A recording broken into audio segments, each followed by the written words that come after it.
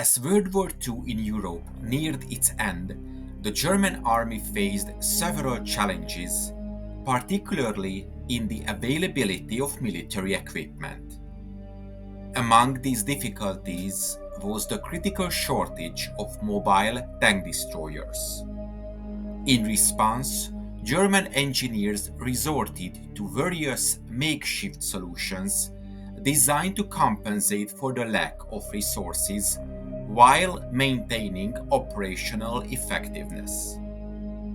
One such project was the Sonderkraftfahrzeug or Special Purpose Vehicle 251/22, an attempt to create a cost-effective, self-propelled tank destroyer. By late 1944, Germany sought to repurpose existing vehicles to equip its forces with much-needed, self-propelled anti-tank capability. This approach, frequently employed in earlier wartime projects, expedited production and minimized manufacturing complexity, an essential consideration given Germany's dire industrial and logistical situation. The new tank destroyer was based on the existing Sonderkraftfahrzeug 251 armored personnel carrier, a half-track vehicle widely used by Germany from the first day of the war. Various specialized military vehicles had already been built using this chassis, making it a natural choice for adaptation.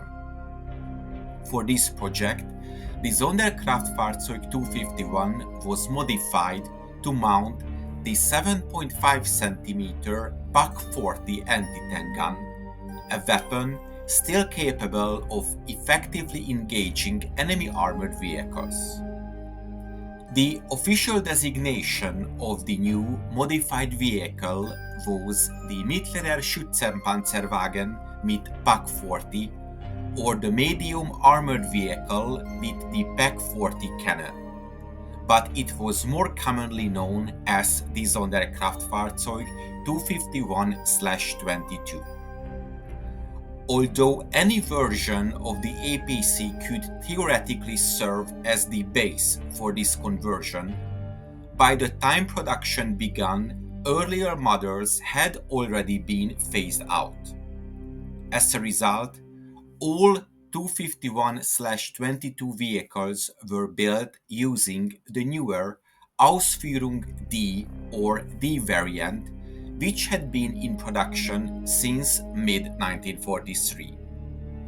This model featured a simplified hull design, reducing the number of armor plates used in construction while slightly increasing armor thickness in some areas.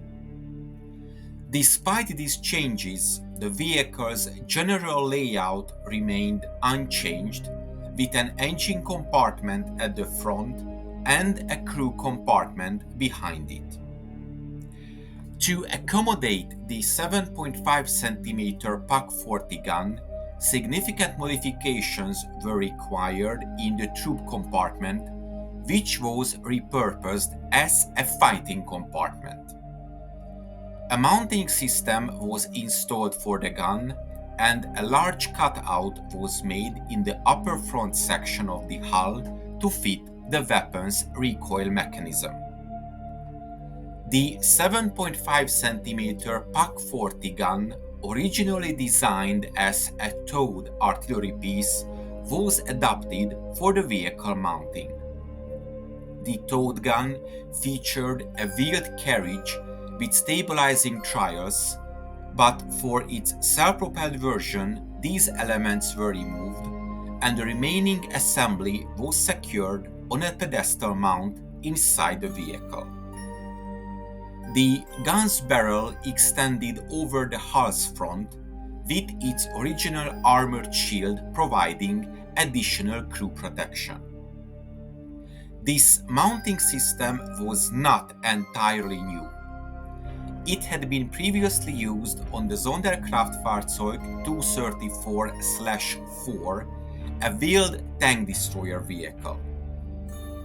The German engineers adapted this method for the half-track chassis, ensuring compatibility and simplifying production.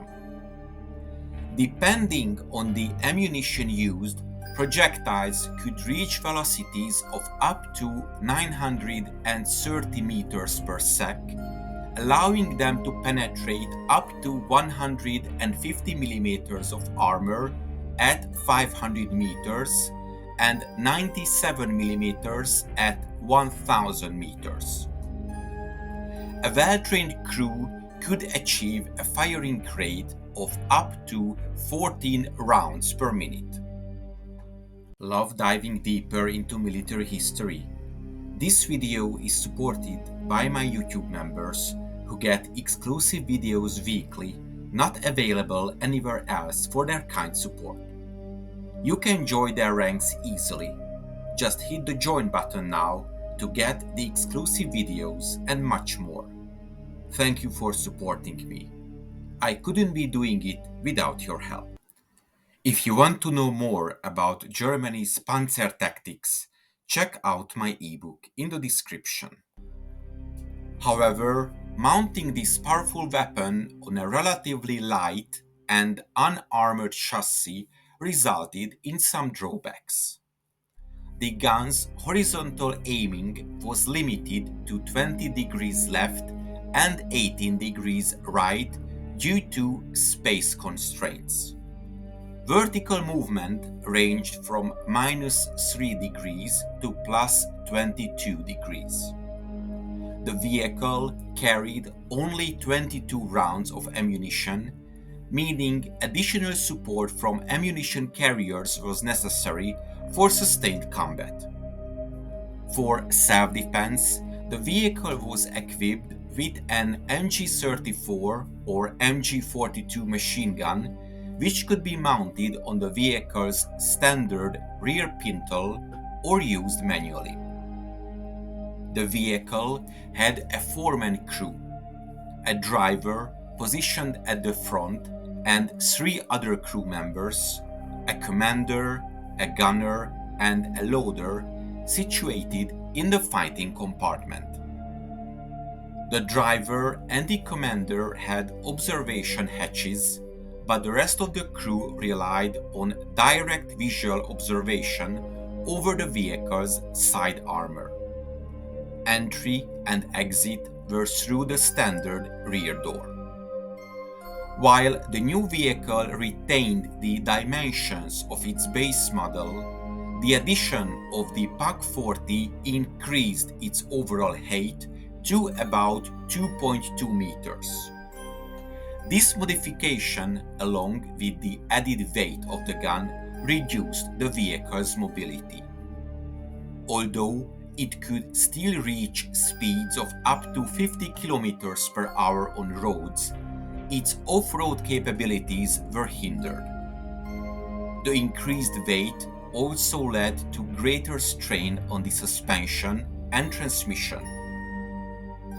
By late 1944, German planners intended for panzer divisions to receive these vehicles by early 1945.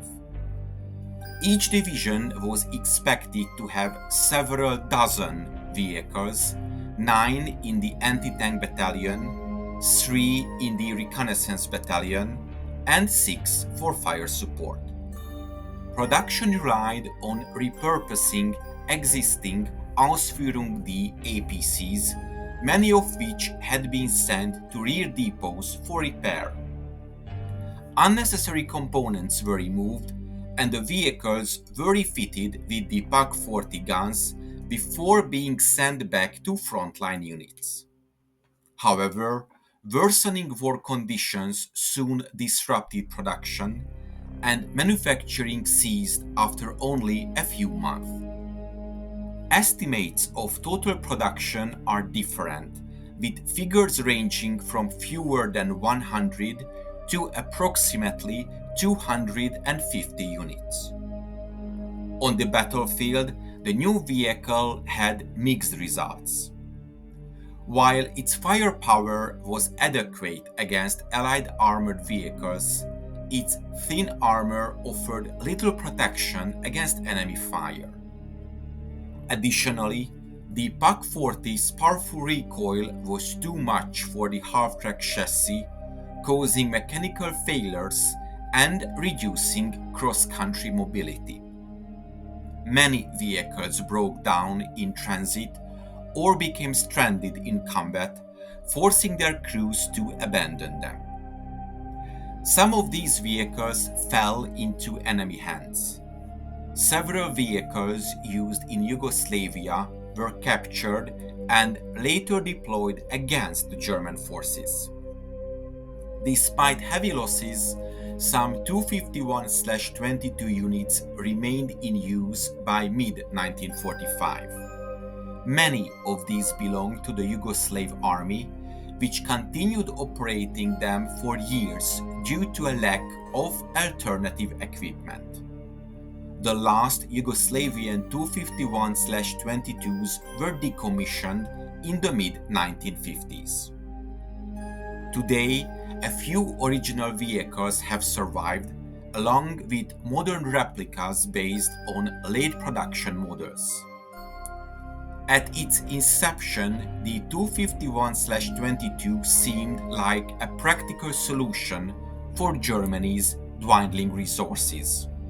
A proven, widely available chassis paired with an effective anti-tank gun. However, in practice, the vehicle suffered from excessive weight, poor mobility, and inadequate protection. These shortcomings limited its combat effectiveness and contributed to its rapid obsolescence. Ultimately, this late-war attempt to reinforce Germany's armored forces fell short of expectations, highlighting the challenges of wartime improvisation. I hope you enjoyed this episode.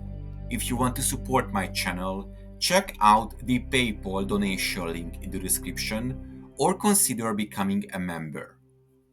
To make sure you don't miss my future work, subscribe to my channel please and press the bell notification button. Thank you for watching and see you in the next video.